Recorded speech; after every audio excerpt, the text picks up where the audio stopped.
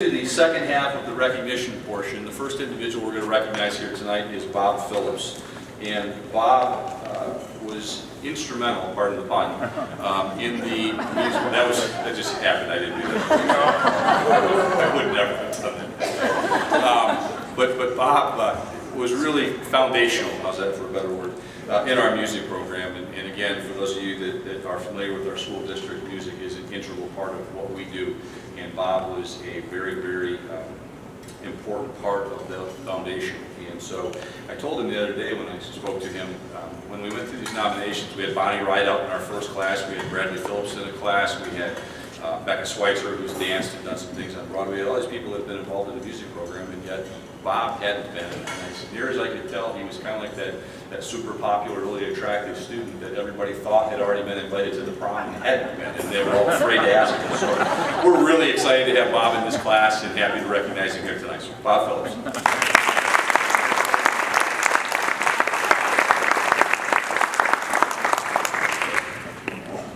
So if you've ever been to a Saline concert, you know that brevity is not my thing. And I'm also going to do a little reading tonight. And I spend most weeks of my life on the road speaking to teacher groups, and usually without notes. But tonight I've got a few people I want to thank, and I was concerned I might get a little emotional. So I'm going to do a little reading.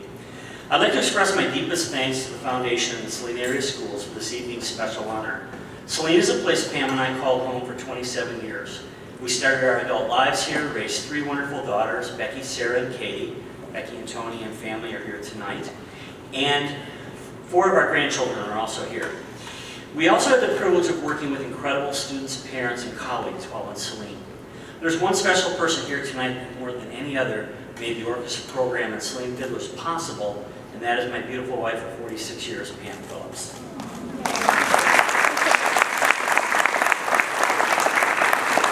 What you may not know is that for many years, Pam handled all the administrative tasks and planning that goes with running a large music program.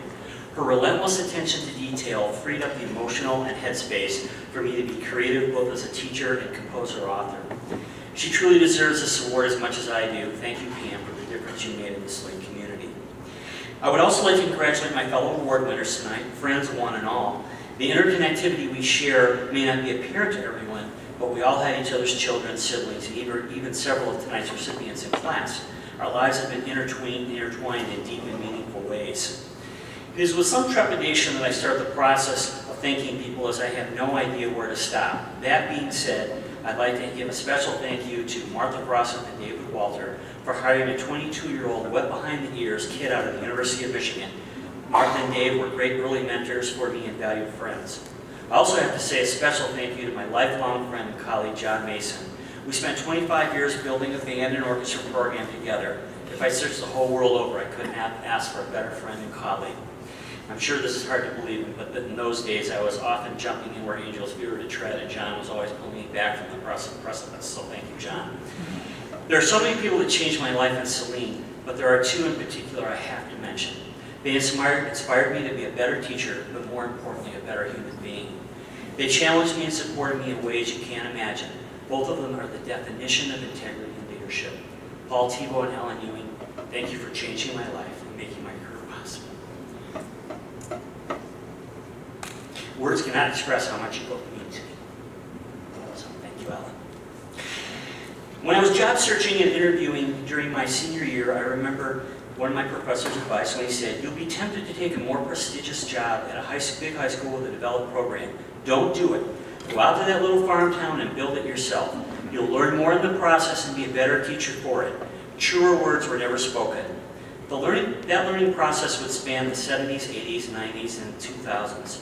I remember my first day on the job when Kay Gunther gave me some advice. "Young man, be careful what you say, because everyone in this town is related."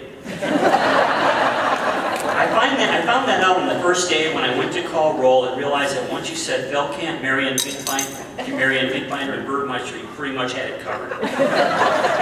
In those days, I was introduced as the new band director for the first 5 years as people learned how to say orchestra and strings. Of course, Saline has grown and changed greatly since that time. It was very challenging and exciting to be part of the growth as we evolved and embraced new educational theories and ways of doing things. Some were good, others didn't pan out. In the end, our administrative team and staff always tried to move forward, positively affecting student growth and change. One of the things I often say about Saline teachers is, you have to be really good to look average in this district. Thank you to the Saline area schools for providing such an incredible environment for me to grow as an educator and artist. This amazing laboratory made so many things possible for me.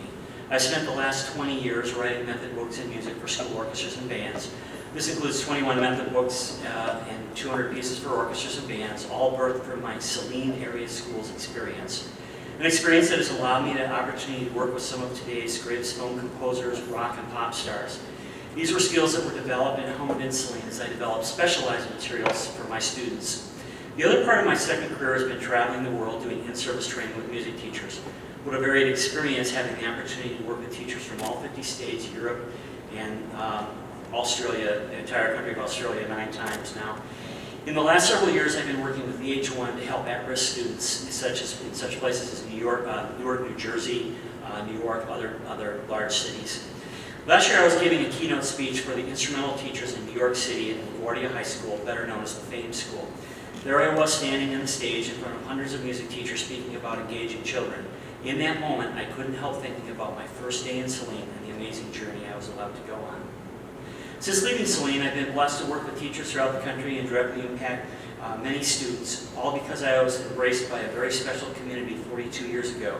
A community where I learned and was mentored by so many amazing colleagues and administrators. 3 of those teachers are receiving awards tonight. They are all truly master teachers who inspired me by setting impossibly high standards for all those around them. Thank you for your great work and friendship. I'll just put in parenthetically, if you ever want to see what excellence is, do a musical with Dave Johnson. Sandy Natick, the educational reforms you led from the board, along with Ellen Ewan and others, were transformational for me. It taught me that win-win was possible. 2 years ago, Becky Grebe, Sheila Graziano, along with the Saline orchestras and fiddle groups, put on an amazing tribute concert just down the hall for Pam and I. 1,200 people attended and were very touched. An alumni orchestra with former students coming from all over the country performed. When I had the chance to talk with the alumni that night, it was an incredible testament to the Saline area schools. They were bright, engaged, articulate people leading really productive and interesting lives. As teachers, we all know that education ultimately is an imaginative act of hope. At least that night, I felt as if the Saline area schools' hopes and dreams for students were all realized. Mission accomplished, SAS. On Friday, I spent some time speaking with various bands and orchestras at the high school. While there, I noticed a circle poster of student outcomes from the district and asked Nate Lampman about it. He let me know that these are the new goals that Saline is trying to achieve with students. I was very impressed as they were not test-focused, but centered around skills and attributes of people the Saline area schools hopes to produce, and were all life-focused. Education is the show that never ends, an ongoing process that requires thought, creativity, and energy. Just as our country is constantly trying to create a more perfect union, education requires unrelenting forward progress. The most important question I ask myself every day as a teacher in Saline was, am I preparing students for my past or their future? The Saline area schools in our country has been involved in a continuous state of reform for decades, as it rightly should be. How do we prepare students for their future? How do we prepare them to lead productive lives? That is a question truly worthy of a great nation, as well as a great school district. Congratulations to Superintendent Graydon and the Saline Area School Board of Education for asking the right questions. The future of the students in Saline is bright indeed. Thank you again, Foundation, for this great honor, and to the Saline Area Schools for the opportunity to be part of something bigger than myself, the opportunity to serve and in a small way to make the world a better place for children.